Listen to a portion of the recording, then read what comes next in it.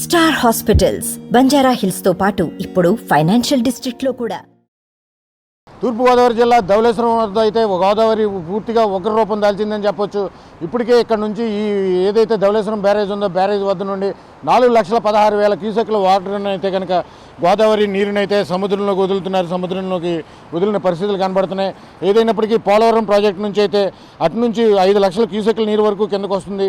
ఎగువన కురిసిన వర్షాలు అటుపక్క ఏదైతే ఎగువ ప్రాంతంలో కురిసిన వర్షాలు ఉన్నాయో ఆ వర్షాలకు భద్రాచలం వద్ద అయితే నీటి మట్టం ఇప్పటికే 39 అడుగుల వరకు చేరుకుంది. మరికొంతసేపట్లో ఇంకొక 2-3 అడుగుల్లోనే మొదటి ప్రమాద హెచ్చరిక జారీ చేసే పరిస్థితులు ఉన్నాయి.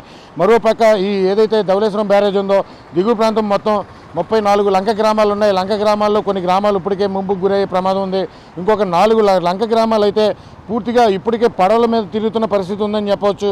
ఏదైనప్పటికీ ఇప్పుడైతే కనుక మొత్తం పూర్తిగా లంక గ్రామాలన్నీ ప్రమాద స్థాయిలో ఉన్నాయి. అధికారులు పూర్తిగా అప్రమత్తం చేయని పరిస్థితులు కూడా కనబడుతున్నాయి. కేవలం సమావేశాల వరకే పరిమితమయ్యారని చెప్పి అక్కడ ముంపు వాసులు కూడా ఆందోళన వ్యక్తపరుస్తున్న పరిస్థితులు ఉన్నాయి. 4 గ్రామాలకైతే పూర్తిగా రాకపోకలు నిలిచిపోయినాయి.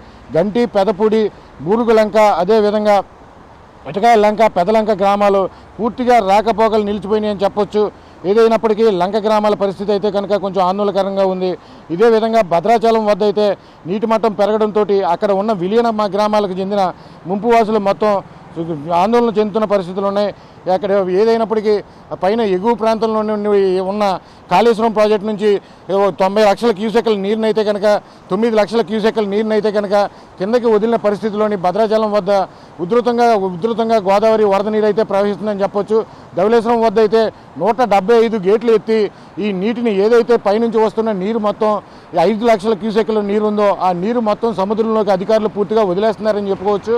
ఏదైనప్పటికీ ఇక్కడ నుంచి వదిలిన వాటర్ కాకుండా పక్కన ఉన్న ఏదైతే మూడు కెనాలు ఉన్నాయో ఇక్కడ ఈ కెనాల్ మార్గంగా వెళ్తున్న లంక గ్రామాలు ఉన్నాయో లంక గ్రామాలు మొత్తం 34 లంక గ్రామాలు ఉన్నాయి.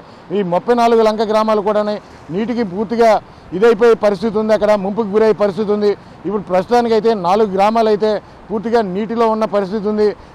మరో పక్క పెదవాయ దగ్గర అయితే కనుక గట్టు తెగిపోయిన పరిస్థితి ఉంది.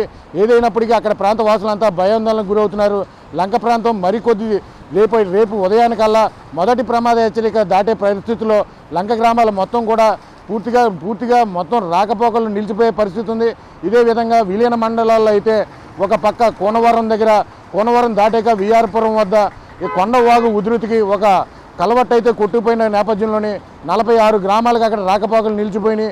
ఒక పక్క సోకులేరు వాగు కూడా ఉధృతిని మించి ప్రవహించడంతో ఈ భద్రాచలం వైపు వెళ్ళే ప్రధాన రహదారి మొత్తం నిలిచిపోయిందని చెప్పవచ్చు. ఏదైనప్పటికీ ఇంకా వర్షాలు ఇంకా కంటిన్యూస్గా కురుస్తూ ఉండడంతో మొత్తం గ్రామాల మొత్తం ఇటుపక్క రాజమహేంద్రవరం నుంచి భద్రాచలం వెళ్ళే రహదారి మొత్తం నిలిచిపోయింది. అదేవిధంగా ధవళేశ్వరం బ్యారేజ్ కింద ఉన్న 34 లంక గ్రామాలు కూడా ప్రమాద పరిస్థితిలో ఉన్నాయని చెప్పుకోవచ్చు. కెమెరా పర్సన్ బాలుతో వెంకట్, RTV, రాజమహేంద్రవరం నుండి.